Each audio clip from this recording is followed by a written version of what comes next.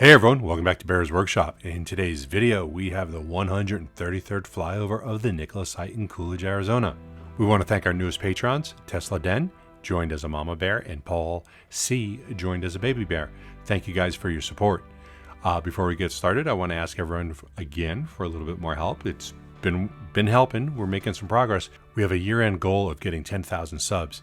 At the rate we're going, we need about 21 subs a day to get there. For our Nikola videos, we're still getting about 62% of our reviewers are not subbed. If you're one of those not subbed, please sub so we can reach that goal by the end of the year. If you think you're subbed, please double check and make sure you still are. Thank you so much. If you missed the live stream from yesterday on the channel, please check it out. We did not talk about Nikola as there's just not a lot of news about Nikola right now. We will when there is. We did talk about some new EVs that came out or coming out soon and a host of other topics. At the site today, we did see a Nikola BEV getting loaded onto a trailer to be taken away for testing or delivery or maybe both. We also saw an FCEV in the tent getting worked on.